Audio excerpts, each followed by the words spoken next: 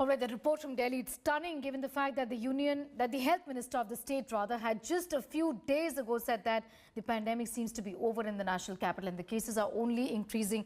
It shows you can't take this for granted. Well, Dr. Samiran Panda is now joining us. He's from the Department of Epidemiology and Communicable Diseases, that is of the Indian Council of Medical Research Division.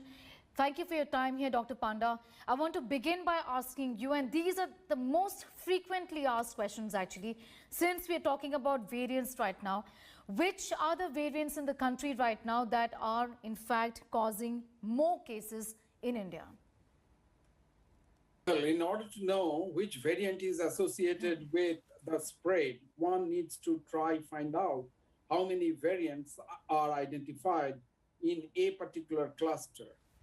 In Punjab, there has been evidence that UK variant has been associated with some of the recorded cases, and the spread that has been observed very recently. And countrywide, there is genetic mapping which is going on, and INSAGOG is the name of this initiative, and that is being supervised by the NCDC. So it is okay to then say that there is a possibility, and you are still in the process of understanding via the genome sequencing format, that there are new variants that are actually leading to a spike, this unusual spike that we're seeing in many states like Maharashtra, Punjab, for example. About UK variant, yes, there has been an association, but not that all the variants that are being discussed have been associated with spike or outbreak.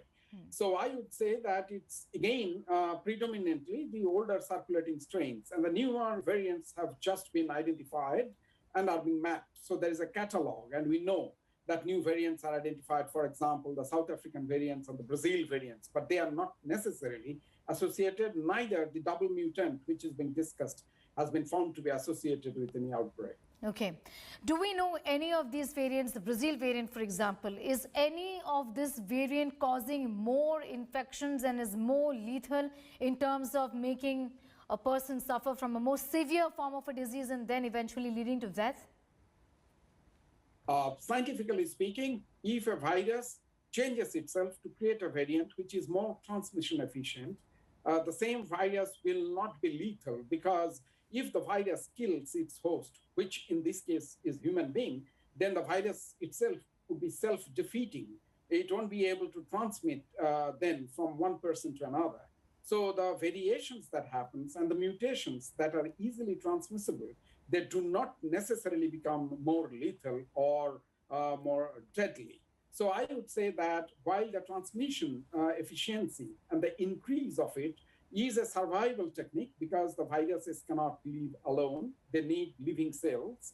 The same easily transmissible virus do not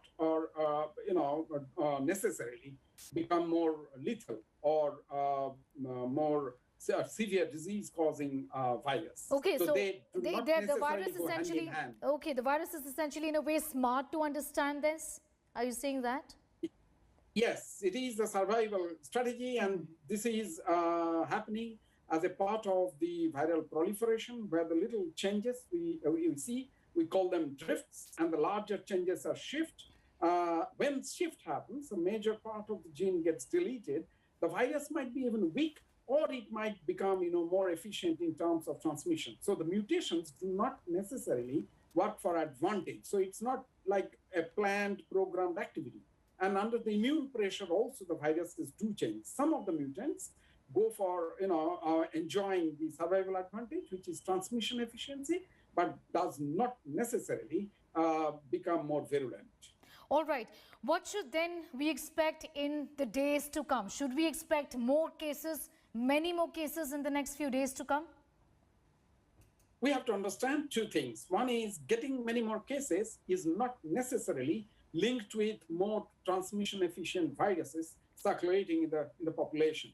Our behavior is also important, because here we are talking about a triangle: the agent, which is the virus, the host, that's we, and the environment.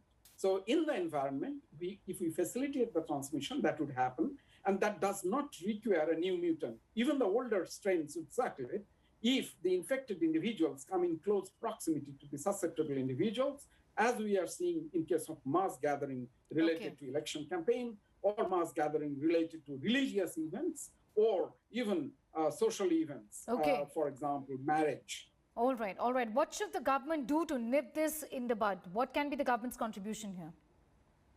While government can always think of innovative behavior change communication strategy, but it cannot be done by government alone. It does require, joining hands. All of us have our responsibilities to play, and particularly the community engagement. So while government can ensure the spread of this awareness message, that is the behavior which matters rather than the mutants, it is the responsibility of the citizens as well that COVID-appropriate behaviors are observed and that actually mounts a barrier against further spread of the virus. Yes. And government can, of course, try ramp up the vaccination effort. Yes, that was actually my next question. You know, what is it that citizens can do here? You partly answered that there is a lot that the people can do to help the situation. Yes, so here it is the role of the community-based organizations who can encourage people to appreciate that it's not the virus who needs to be blamed, it's us who need to introspect in terms of the behaviors, and it's not just the individual behavior which would matter. Of course, if we, behave responsibly, it would save our family members and the near and dear ones. But if the collective action fails to have, adequate protective behavior observed in the community, the chain of transmission of the virus cannot be intercepted. That's number one. And the second behavior is to address our own vaccine hesitancy. We should come out of it and go ahead and take vaccines as required and as our turn arises. All right.